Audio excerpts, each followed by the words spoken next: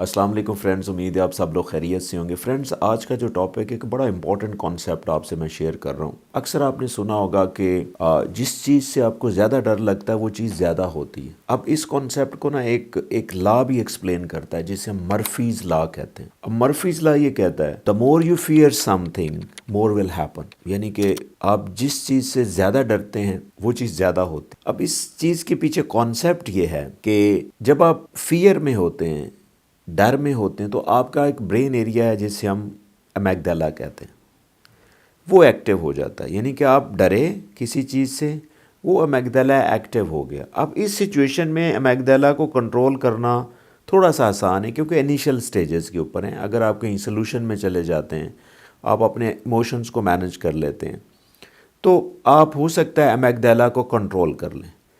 क्योंकि अगर आप इसके ऊपर और डरेंगे ना तो अमेगडाला आपके कंट्रोल से बाहर हो जाता है। और एक चीज़ याद रखें, अक्सर मैंने वीडियोस में भी कहा है कि जब अमेगडाला एक्टिव होता है, जो इमोशनल ब्रेन है, जब वो एक्टिव होता है तो आपका एक ब्रेन जो है ना, जिसे हम लॉजिकल ब्रेन कहते हैं, जिसे हम प्रीफ्रंटल कॉर्टेक्स भी कहते हैं, उसका नाम है, तो वो एक्टिव नहीं होता। यानी कि दो ब्रेन एरियाज आपस में, इनकी आपस में आप ये कह लें कि 180 डिग्री एंगल पे ये काम करते हैं। यानी कि अमेगडाला अगर एक्टिव है तो आपका प्रीफ्रंटल कॉर्टेक्स एक्टिव नहीं होगा, जो डिसीजन मेकिंग वाला ब्रेन एरिया, जो लॉजिकल ब्रेन है, वो एक्टिव नहीं होगा।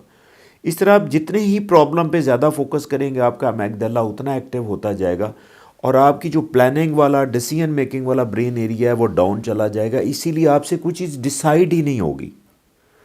अब ये एक विशियस साइकिल चलता है, जितना और सोचेंगे अमेगडाला उतना एक्टिव होगा।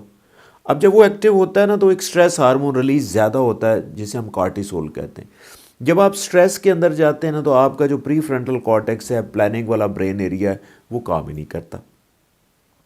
अब जब वो काम नहीं करता, आप ना कोई सोच सकते हैं, ना प्लान कर सकते हैं, ना कोई डिसाइड कर सकते हैं और ना ही आपका आउटकम आएगा।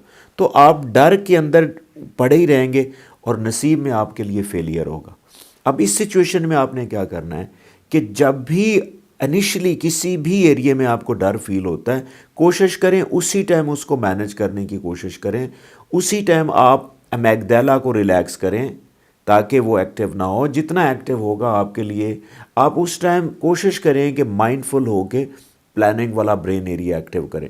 अब प्लानिंग वाला ब्रेन एक्टिव एरिया करने का क्या है कि आपने उस टाइम जो भी आपका प्रॉब्लम है, जिससे आप डर रहे हैं, आपने उसको प्रॉब्लम को नहीं जाना, आपने उसमें सोल्यूशन की तरफ जाना।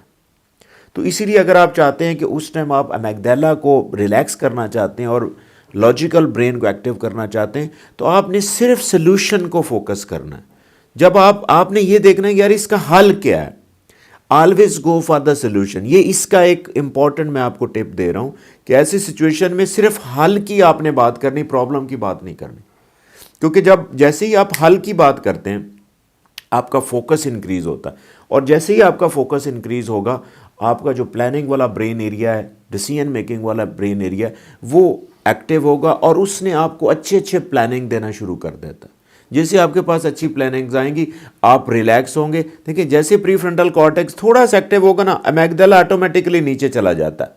ये आपस में दोनों 180 के एंगल पे काम करते हैं।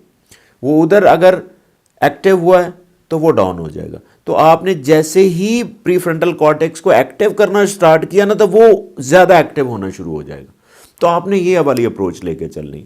क्या, कौन सी अप्रोच?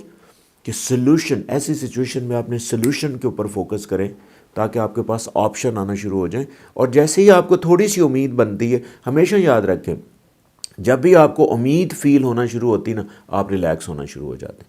क्योंकि होप जो है वो आपको खुद ऑप्शन दे रही होती। इसलिए अपने सोल्यूशन पे फोकस करें, ऑप्शंस लें और प्रॉब्लम को सॉल्व करें। अदरवाइज़ आप अमेगडाला को एक्टिव करते रहेंगे तो आप स्ट्रेस में रहेंगे। Thank you.